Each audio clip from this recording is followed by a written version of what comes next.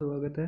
तो इससे पहले मैंने मैनेजमेंट के वीडियो डाल दिए रिकॉर्ड करके, और अब एथिक्स की वो 1 घंटे कुछ मिनट की है, लगभग 2 मिनट की है, तो 1 घंटे में पूरा है और उसमें से ही आएगा।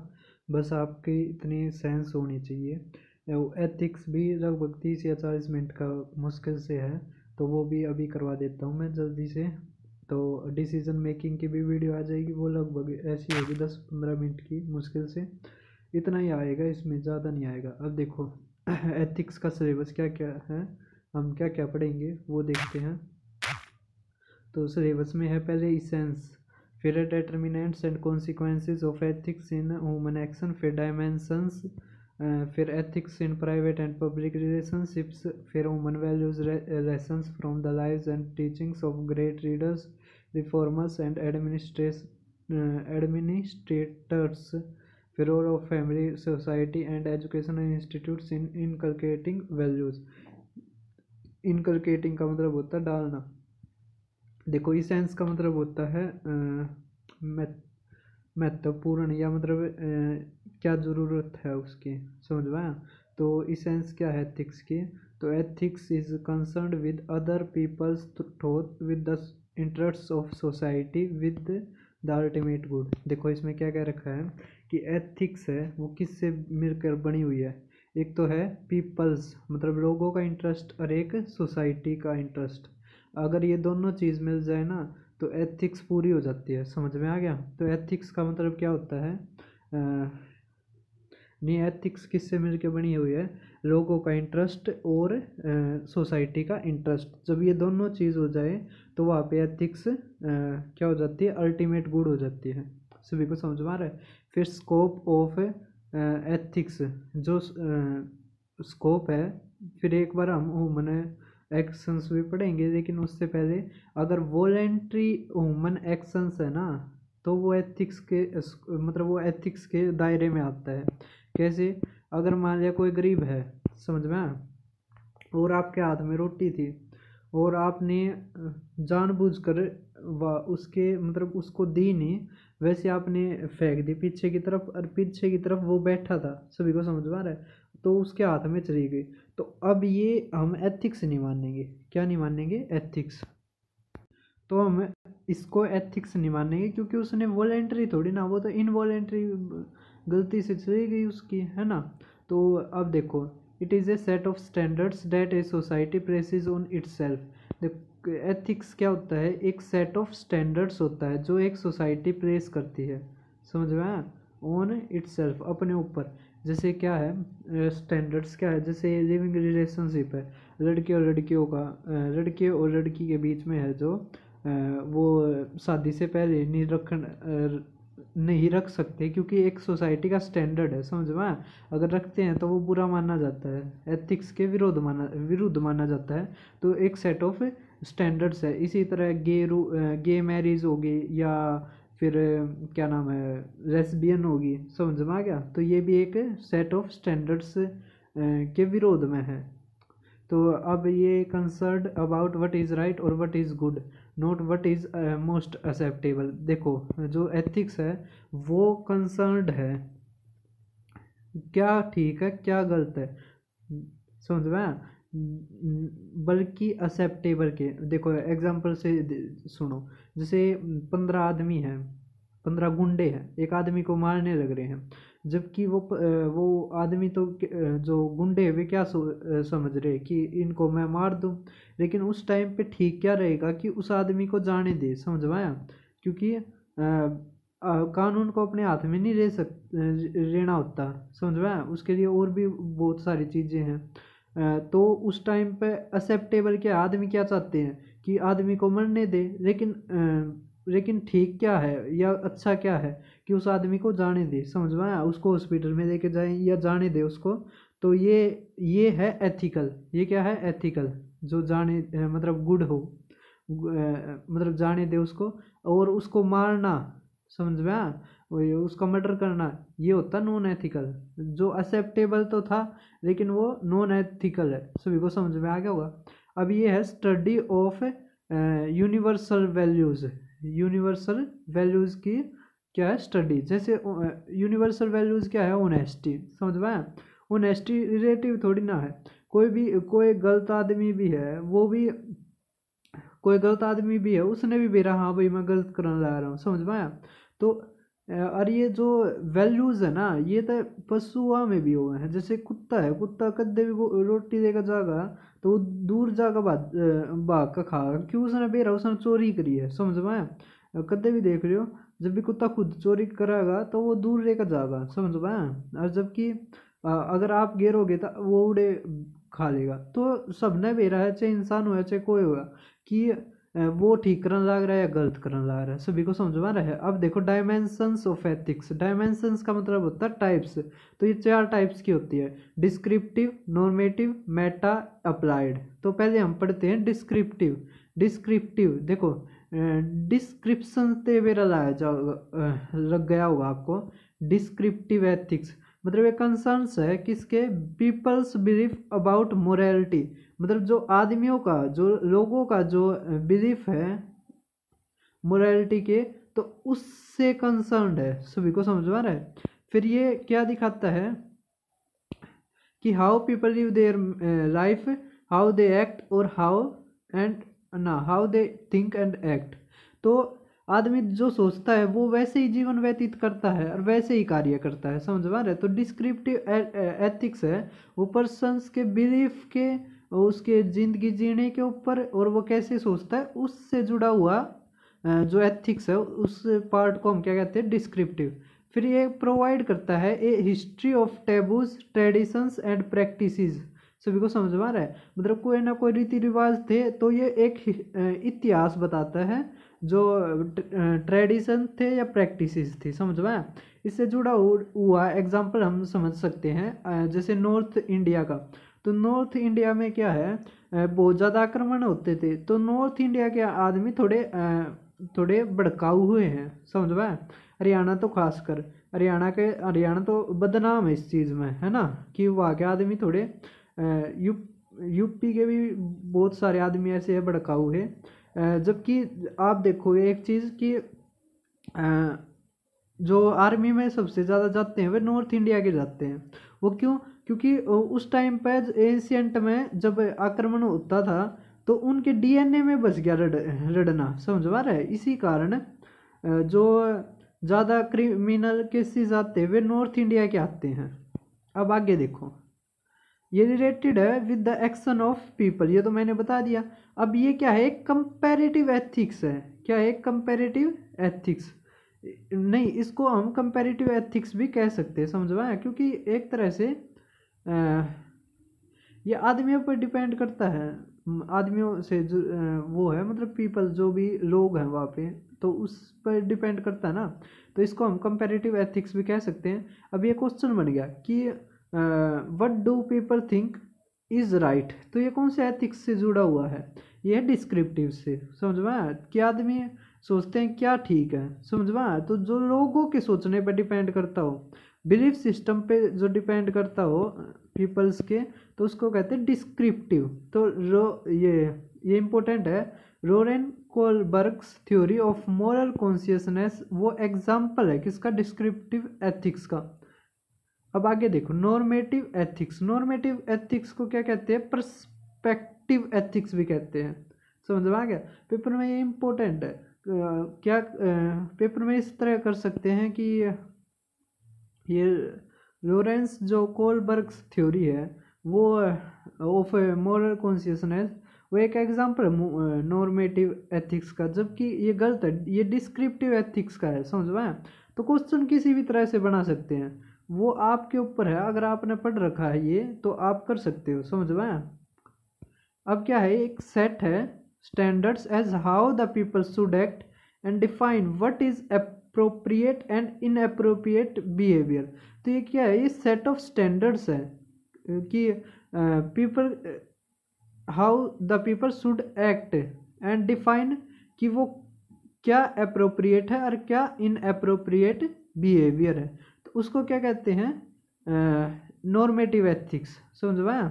जो सेट करता है स्टैंडर्ड्स कि पीपल जो आदमी हैं वे किस तरह एक्ट करते हैं और वे किस तरह डिफाइन करते हैं कि क्या ठीक है और क्या गलत है। तो इसी से जुड़ा हुआ ये क्वेश्चन है, हाउ शुड पीपल एक्ट, कि आदमी कैसे एक्ट करते हैं। इतनी हिंदी तो मुन्ने भी ना आती भाई साहब।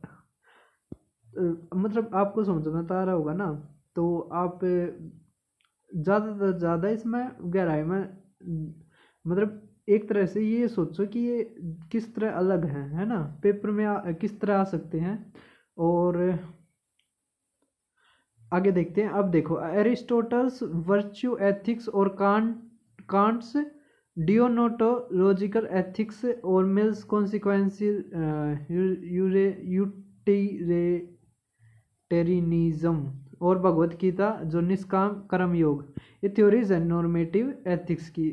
ये निष्काम कर्म योग में क्या लिख रखा है कि आप काम करते जाओ, फल की चिंता मत करो। क्योंकि यार मतलब एक बार अगर आप फेल हो गए, तो अगर आप रिजल्ट पे बार बार ध्यान दे रखोगे तो वर्क कब करोगे, है ना।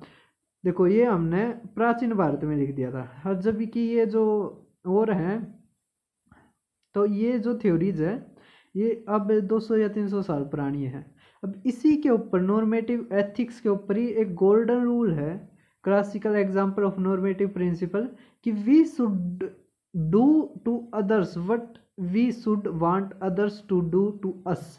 मतलब हमें दूसरों के साथ ऐसा ही व्यवहार करना चाहिए जैसा आप उनसे चाहते हो, समझ पाए। अब आप ये नहीं है कि आप उनको तो पीटो और आप ये सोचो कि वे आपके गले में माला डाले, समझ पाए। तो जैसा आप उनसे चाहते हो ऐसा ही उनके साथ बिहेवियर करो, समझ पाए। इसी के ऊपर एक नहीं है कि गिव रिस्पेक्ट एंड ना, हाँ, give respect and take respect, कुछ इस तरह का है शायद, है ना। अब देखो, so based on the golden rule it would also be wrong for a person to lie to। देखो अगर अब आप ये तो चाहते नहीं कोई आपसे झूठ बोले, है ना, या हैरेस करे या विक्टिमाइज करे, असोल्ट करे, आपको मारे पीटे या आपकी जान ले, समझ पाया। तो आप जब दूसरों से नहीं चाहते तो आप क्यों करते हो, है ना। अब देखो मेटा एथिक्स, देखो वो ये बात छिड़गी। तो इंस्टाग्राम पर बतेरे बदमाश है ऐसे, है ना, जो वैसे तो दूसरा के माँ बाप ने गाली दिए जाएंगे, है ना, और चाह मैनू कि कोई उनके माँ बाप तक कुछ नहीं कहे, है ना। तो ऐसा थोड़ी ना हो सकता है। अब मेटा एथिक्स, मेटा का मतलब होता है बियॉन्ड, मतलब उससे भी पहले, समझ में आया। तो ये क्या है, ये बहुत प्राचीन में चला जाता है, समझ में आया। ये to decide whether a certain issue और ऑब्जेक्ट इज मोरली करेक्ट और is the work of meta ethics. मतलब ये कि क्या ठीक होता है क्या गलत होता है, ये ठीक कैसे होता है ये गलत कैसे होता है। तो इतनी गहराई पर जाने वाली एथिक्स को क्या कहते हैं, मेटा एथिक्स, है ना। देखो it is concern with the origin and meaning of the ethical concept. ये कंसर्न है ओरिजिन और मीनिंग ऑफ एथिकल कॉन्सेप्ट। मतलब ये जब सच झूठ ये शब्द बने थे, है ना, जब ये चीज ये एक तरह से क्लासीफाई हुए थे, तो उस टाइम तक की, है ना, एथिकल जो कॉन्सेप्ट है उसको क्या कहते हैं, मेटा एथिक्स। तो ज़्यादा गहराई में जाने की तो जरूरत है नहीं। अब देखो क्वेश्चन क्या है कि राइट और रॉन्ग इवन मीन्स, तो ये किस से जुड़ा हुआ है, तो ये मेटा एथिक्स से जुड़ा हुआ है। अब आ गया अप्लाइड एथिक्स। तो अप्लाइड एथिक्स किस किस से मिलके बना है, या एप्लीकेशन किस किस से, जब ये तीनों मिल जाए, कौन कौन सा, डिस्क्रिप्टिव, नॉर्मेटिव और मेटा, है ना। तो जब तीनों मिल जाएंगे तो क्या बनेगा, एप्लीकेशन। अब ये क्या है, ये एग्जामाइंस करता है the specific and controversial moral concerns, जैसे abortion, animal rights and euthanasia. देखो बहुत अच्छा है ये। देखो क्या है अप्लाइड एथिक्स में कि ये जो कुछ मतलब निश्चित और कोई कंट्रोवर्शियल जो मोरल कंसर्न्स है, जैसे अबॉर्शन हुआ, शादी से पहले अबॉर्शन करवाना, है ना, ये ठीक है या गलत है, इस तरह की जो चीज़ें ना ठीक है या गलत है, जिसमें भी आ जाए ना कि ये ठीक है गलत है होना चाहिए, ये सारे एथिक्स का पार्ट हो जाते हैं। एनिमल राइट्स, जैसे आप पशुओं को खाने के लिए तो आप उनको मारते जाते हो या मतलब पूरा वो है, लेकिन जब वो एनिमल है वो आप पे अटैक कर दे तो आप गन के साथ उसको मार देते हो, समझ में आया? तो ये जब आ जाए कि एनिमल राइट होना चाहिए नहीं होना चाहिए, चाहिए पे एथिक्स जुड़ जाए, वो जुड़ जाती है, समझ में आ गया? एक है यूथेनेसिया। यूथेनेसिया का मतलब क्या है, जैसे कि कोई मरीज है ना, वो 10 20 30 इतने साल हो गए और वो है ना कोमा में ही है ना, तो उस टाइम पे कोर्ट भी ये सोचती है कि इस आदमी को अब मुक्ति दी जाए, है ना, स्वर्गवास पधारे, ये अब इतने साल हो गए इसको दुख झेलते, तो वो यूथेनेसिया देती है। यूथेनेसिया क्या है, स्वीट डेथ, है ना, नेचुरल एक तरह से। यूथेनेसिया भी दो तरह के होते हैं लेकिन वो इसका पार्ट नहीं है, समझ में आया? तो ये बेसिकली एप्लीकेशन है ऑफ ऑल एथिकल डायमेंशंस। ये ऑल एथिकल डायमेंशंस का क्या है, बेसिकली एप्लीकेशन है, समझ में आ गया? अब how do we take moral knowledge and put it into practice, तो ये किससे जुड़ा हुआ है, अप्लाइड एथिक्स से। अब आ गया determinants of ethics in human action. देखो अब पहले हमें ये पता होना चाहिए ह्यूमन एक्शन क्या होते हैं, है ना, तो पहले हम ये देखते हैं ह्यूमन एक्शंस होते क्या नहीं है। वो है ignorance, involuntary violence without reason और नॉलेज के अभाव में। इग्नोरेंस का मतलब आपने किसी चीज़ पर ध्यान ही नहीं दिया, इग्नोर कर दिया सीधा, है ना, तो वो भी ह्यूमन एक्शन नहीं होता। मान लिया इनवॉलेंट्री, क्या आप कुछ करना नहीं चाहते थे, आपने कर दिया, गलती था, समझ में आया? जैसे वो रोटी वाला था। वॉयलेंस, जिस चीज़ में वॉयलेंस आ जाती है वह वो ह्यूमन एक्शन होता ही नहीं, समझ में आ गया? विदाउट रीजन, विदाउट रीजन मतलब कोई इसके पीछे रीजन नहीं था, नॉलेज के अभाव में, है ना, तो ये सारे क्या हैं, ये ह्यूमन एक्शन नहीं है। फिर है कौन से, आपने उस चीज़ की नॉलेज हो, आपके पास रीज़न हो उस वो चीज़ करने का, और उसमें वॉयलेंस ना हो, मतलब शांति हो, अहिंसा हो, एक तरह से वॉलेंट्री हो, मतलब आपने पता है क्या करने लग रहे हो, एक इग्नोरेंस की जगह आप सजग हो उसके प्रति, है ना। अब टाइप्स ऑफ ह्यूमन एक्शन दो तरह के होते हैं, क्या, एक गुड और एक बैड। अब गुड क्या होता है, बैड क्या होता है, तो नेचर और ऑब्जेक्ट ऑफ द एक्ट, ये नेचर ऑफ और ऑब्जेक्ट ऑफ द एक्ट। देखो बहुत सारे कार्य ऐसे होते हैं जो है ना जिनका नेचर ही बैड होता है या किसी का नेचर गुड होता है, समझ में आ गया? बैड कैसे, रोबरी, चोरी करना, है ना, तो चोरी करना वो बैड है, समझ में आ गया? कोई चोरी कोई अच्छी नहीं होती, समझ में आ गया? तो इसका नेचर ही वो है। या आपने मान लिया कोई अंधा आदमी था, उसकी हेल्प कर दी, तो ये इसका नेचर ही ऐसा है, ये गुड है, समझ में आ गया, अच्छा है ये। अगर मान लिया आपने बच्चों का मर्डर कर दिया, तो बच्चों का मर्डर कर दिया तो इस ये तो मतलब एक तरह से नेचर में ही वो है, बैड, समझ में आ गया? अगर डोनेशन देना पुअर है, मतलब गरीब आदमियों को डोनेशन देना, तो ये क्या है, इसका जो नेचर है ना, बहुत सारी लड़कियां नहीं होती है जो वो कहती हैं कि मेरा तो नेचर ऐसा है ना, तो वो इनका भी नेचर ऐसा है, तो चलो जो भी है, तो डोनेशन टू पुअर है, ये होता है नेचर या ऑब्जेक्ट ऑफ द एक्ट। जैसे रेप है, रेप भाई से किससे भी उसमें करा हो तुमने, है ना, तो वो हो ही नहीं सकता ठीक, मतलब अच्छा, क्यों, उसका नेचर ही ऐसा है। अब है इंटेंट या पर्पज। इंटेंट का इंटेंशन, इंटेंट किससे बना हुआ है, इंटेंशन मतलब इरादा, इरादा क्या है ना, इरादा इरादे के ऊपर है। अगर इरादा गुड है तो गुड है वो चीज़, बैड है तो बैड है, समझ में आ गया? अगर जैसे चलो एग्जाम्पल तो सीखो, जैसे कि आपने किसी से मित्रता करी, है ना, और जो मित्रता करी वो आपने करी कि इसका कोई ना कोई फ़ायदा हो जाएगा, या यो मैंने कितना नौकरी लगवा देगा, या मतलब और भी बतेरे हैं, समझ में आया, यो मेरी दोस्ती करवा देगा और भी जो, तो तो ये जो इंटेंशन है, बहुत सारे इंटेंशन ऐसे होते हैं जो नेचर से बुरे हुए हैं ना, गलत बताया मैं, थोड़ा और की तरह चला गया था।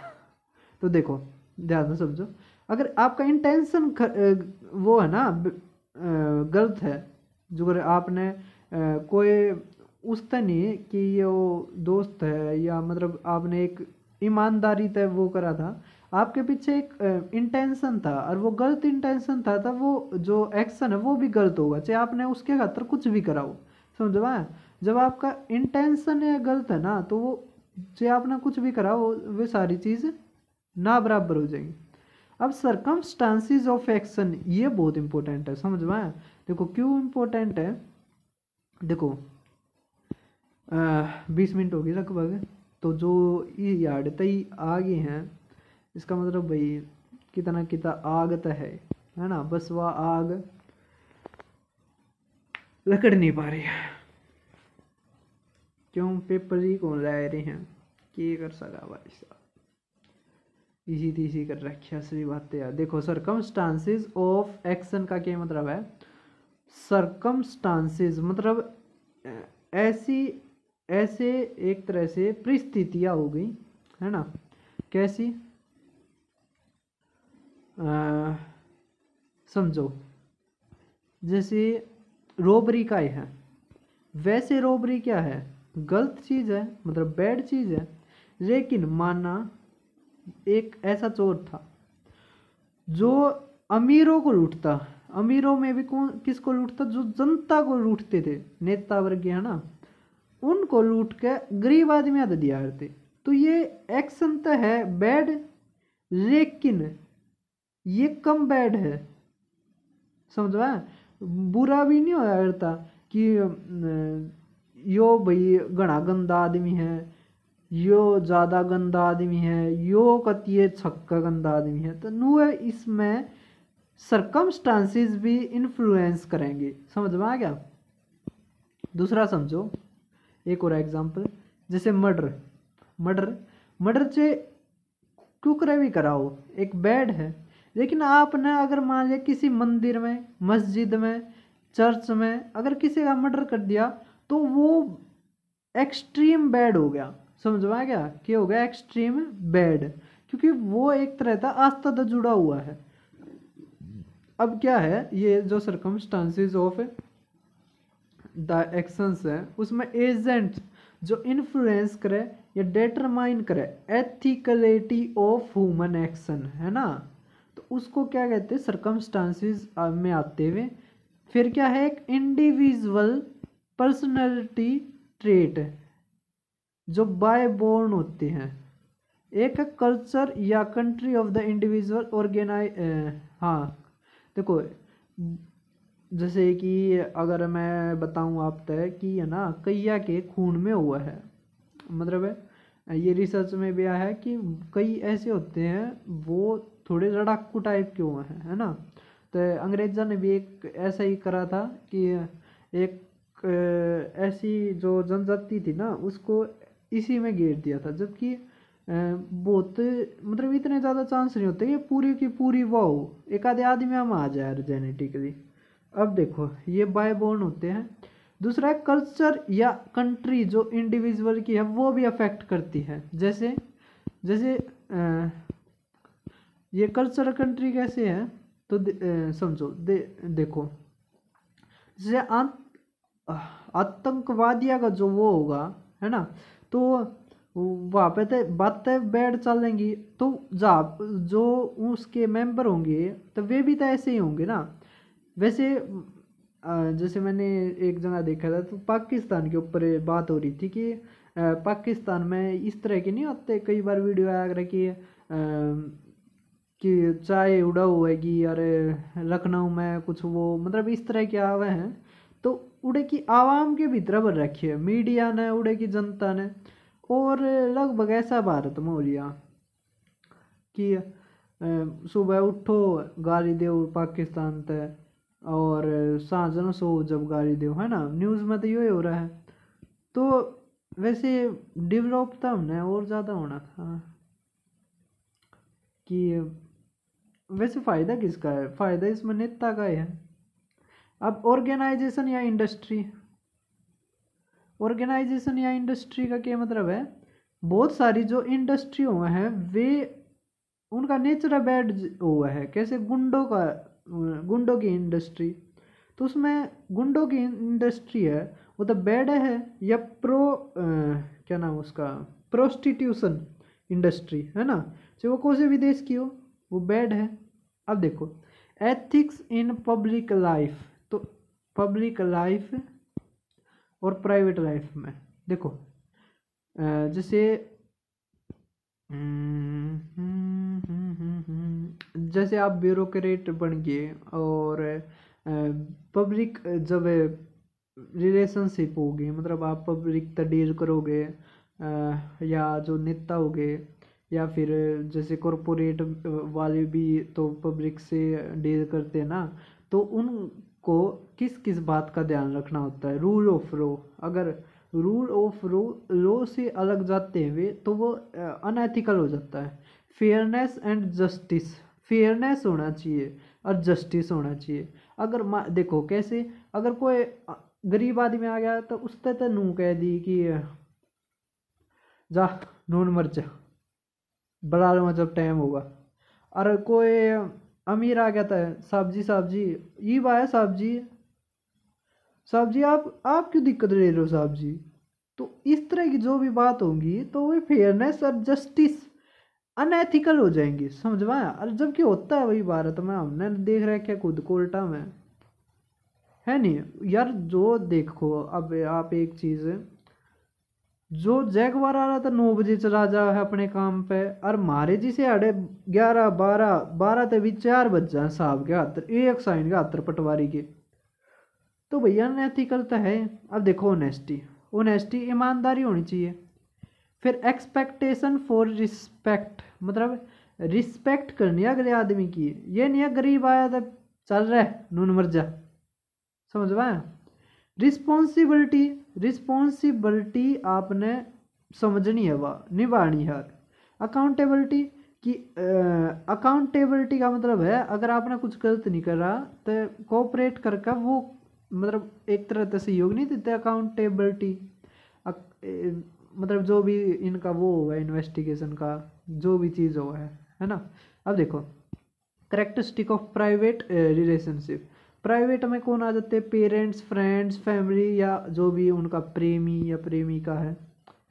फिर expecting a spouse to be faithful loving affectionate, कि वो फेथफुल हो है ना, लविंग हो अफेक्शनेट हो, तो ये करेक्टरिस्टिक है एक प्राइवेट रिलेशनशिप की, कि वो मतलब उनको प्यार करते हो, ये ना हो कि आते जाते अड़े सर मुंह बना कर बैठ जाओ है ना, मतलब एक तरह से दोनों के बीच में कोऑर्डिनेशन होना चाहिए। अगला है फिर मोर टॉलरेंस फॉर इनपरफेक्शंस, अब क्या है टॉलरेंस होना चाहिए, मान लिया उसमें कुछ कमी है दूसरे में, तो कमी तो भाई सब में होती है। अब कोई वेब सीरीज तो है नहीं ये, है ना, या कोई फिल्म तो है नहीं, कमी तो सभी में होती है, चाहे कोई भी हो। भगवान ने ऐसा कर रखा है कि किसी में कोई चीज़ ज़्यादा दे रखी है, किसी में कोई चीज़ कम दे रखी है ना। और चाहे कोई आदमी कुछ भी करवा ले, कितनी प्लास्टिक सर्जरी करवा ले, कुछ भी करवा ले, कदे परफेक्ट तो अंतर है ना। They are comparatively long lasting, ये क्या है लॉन्ग लास्टिंग होती है, जैसे जो प्राइवेट रिलेशनशिप होती है ये लॉन्ग लास्टिंग है। अब कोई फादर, अगर आपका फादर है तो वो फादर ही रहेगा, भाई है तो भाई ही रहेगा, समझ में आ रही है, चेंज तो होता रहे, और ये लॉन्ग लास्टिंग है। चाहे आपके फादर आप तरूस रहे हैं या कुछ भी हो जावे है ना, लेकिन जो संबंध है वो तो बना ही रहेगा।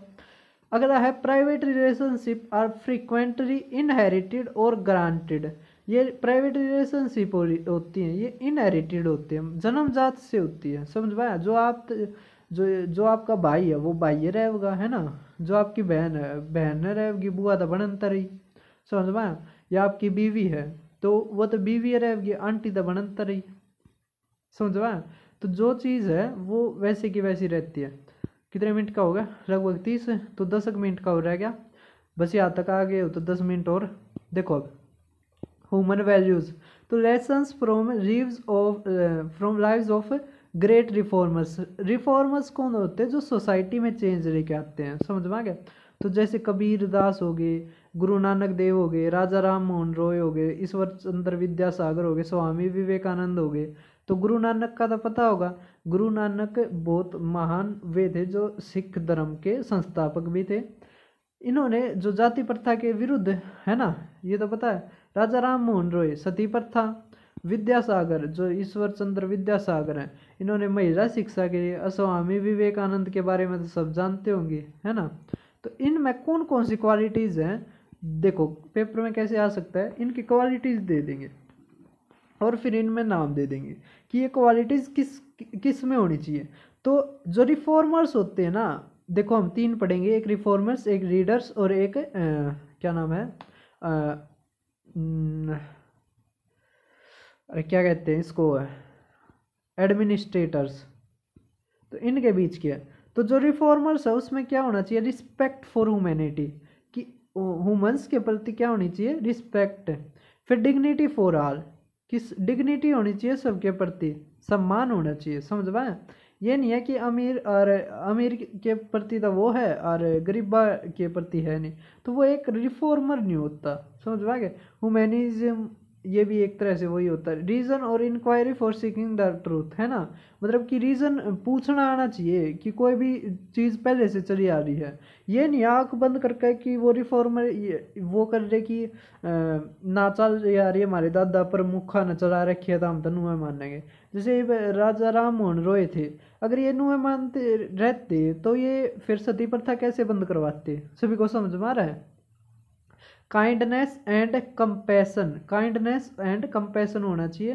कंटेंटमेंट और social equality, social equality, social equality होनी चाहिए उसमें। अब देखो ह्यूमन वैल्यूज जो एक एडमिनिस्ट्रेटर में होनी चाहिए। देखो एडमिनिस्ट्रेटर में कौन कौन से हैं, वर्गीज कुरियन सभी जानते होंगे, मिल्कमैन रेड सिटीज में स्वामीनाथन, MS स्वामीनाथन, MSP के ऊपर भी रिपोर्ट थी इनकी, और भी किसानों के ऊपर भी रिपोर्ट थी, बस सरकार ने नहीं करी माननी, मतलब एक तरह से। ये ग्रीन रिवॉल्यूशन के वो थे father, Sam Pitroda, telecom E Sreedharan, CD Deshmukh, IC Patel, VP Menon और CVG कृष्णमूर्ति, है ना। तो ये क्या है, एडमिनिस्ट्रेटर्स। अब एडमिनिस्ट्रेटर और लीडर में क्या डिफरेंस होता है, एडमिनिस्ट्रेटर को है ना पावर मिलती है, समझ में आया, जनता का कोई रोल नहीं होता, एडमिनिस्ट्रेटर को सीधी पावर मिलती है।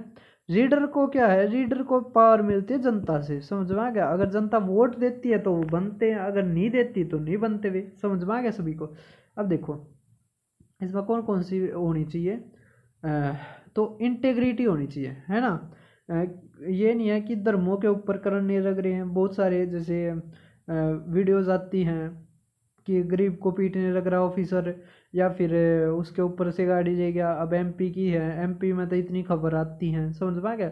तो वे एक तरह से एथिकली क्या नहीं है, एडमिनिस्ट्रेटर, ग्रेट एडमिनिस्ट्रेटर, है ना, एक तरह से हम कह सकते हैं।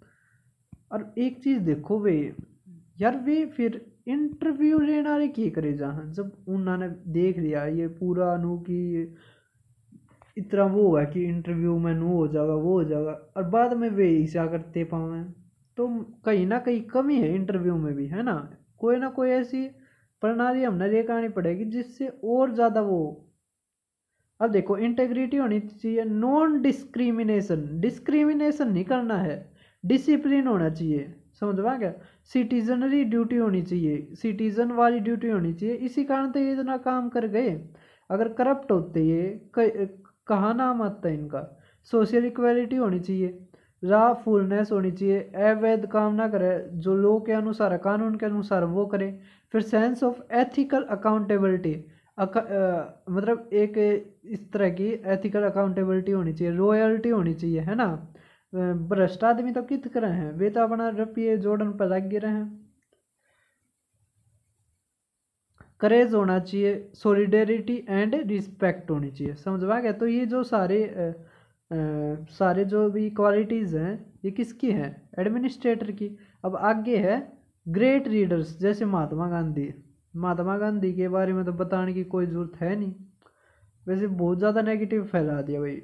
अब देखो अब्राहम लिंकन, ये फ्री करवाया था इन्होंने क्या, जो उस टाइम पे वहाँ पे बंधुआ मजदूर थे ना एक तरह से, लगभग ये 1782 भी उसी का शायद टाइम होगा, पता नहीं भाई और कि कौन सा टाइम था। लेकिन अब्राहम लिंकन बहुत महान प्रेसिडेंट हुए हैं अमेरिका में।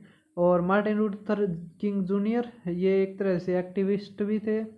और इनका एक फेमस वो है आई हैव अ ड्रीम। इनका मतलब ये क्या कहना चाहते थे कि मेरा एक ऐसा सपना है कि जिसमें कहीं पे भी नॉन वो मतलब डिस्क्रिमिनेशन ना हो, समझ पा गया। फिर Nelson Mandela first black president हैं साउथ अफ्रीका के। फिर वे क्लब हवेल हुआंग सुंग शी की और मदर टेरेसा। इसमें क्या क्वालिटीज़ हैं, लव फॉर जस्टिस है ना, love for justice, selflessness, respect for humanity, dignity for all और caring behaviour, peace loving, benevolence, compassion. समझ में आ गया। तो ये सारी किसके हैं, रीडर्स के हैं। कंपैशन होना चाहिए, बेनिवोलेंस होना चाहिए, पीस लविंग होना चाहिए। जबकि आज की इसी कारण तो टॉप रीडर वे है नहीं है, चाहे बेशक मीडिया ने हथियार एजेंसीज को कुछ भी कर रहे हैं ना, लेकिन वे ग्रेट रीडर्स थोड़ी ना है। अब देखो, लेकिन हो सकते भाई क्या पता लगता है। अब देखो रोल ऑफ सोसाइटी, सोसाइटी का क्या रोल है। फिर है रोल ऑफ एजुकेशनल इंस्टीट्यूट। ये दो चीज़ रहेगी, इसको मैं वर्बली बता देता हूँ आपको। देखो सोसाइटी जैसी होगी वैसा ही वहाँ के जो बच्चे हैं वो होंगे, समझ में आ गया। अगर मान लिया सोसाइटी में ही करप्शन है और सोसाइटी ऐसी है, तो आगे आने वाली जनरेशन भी ऐसी होगी, समझ में आ गया। तो एथिक्स पे तो प्रभाव पड़ेगा ना इस चीज़ का। फिर अगला रोल ऑफ एजुकेशनल इंस्टीट्यूट, कि एजुकेशन का सोसाइटी का आप ये भी देख सकते हो, जैसे जो गुंडों का एक तरह से सोसाइटी मान लो, अगर वहाँ पे कोई बच्चा है तो वो कैसे महात्मा गांधी बन जाएगा, ये कैसे अहिंसा की बात करने लग जाएगा, समझ पाया। वो तो सीधी गोली मारने सीखेगा। अब है एजुकेशनल इंस्टीट्यूट। एजुकेशनल इंस्टीट्यूशंस का मतलब है कि जो भी जहाँ से वो शिक्षा लेके आता है वो कैसे हैं, समझ पा रहे हैं। अब बहुत सारे स्कूलों के भी आपने देखे होंगे टीचर है ना, अगर वो शुरू से अच्छी बातें पढ़ने लग रहा है, एथिक्स की बातें पढ़ने लग रहा है और भी जो एक तरह से ज़रूरी होती हैं, तो वो ऐसा ही आदमी होगा। अगर वो शुरू से ऐसी नालायकों वाली बात सुनने लग रहा है, उसके आसपास में भी ऐसा ही माहौल है, या उनका घर भी ऐसा है कि बाप तो शराब पिए जा है, और है ना, मतलब आप समझ गए होगे। तो वो कहाँ से एक तरह से महात्मा बुद्ध बन जाएगा, सभी को समझ में आ रहा है। तो आज की वीडियो में बस इतना ही। अगर आपको ये अच्छा लगा हो तो शेयर करें, लाइक करें, कमेंट करें। और अगर आपने वो क्या है, हाँ, मैनेजमेंट के प्रिंसिपल्स और प्रैक्टिसेस पढ़नी है तो एक ही वीडियो है कंप्लीट, उससे पढ़ सकते हैं। तो आज की वीडियो में बस इतना ही। अगर आप यहाँ तक आए हैं तो बहुत बहुत धन्यवाद।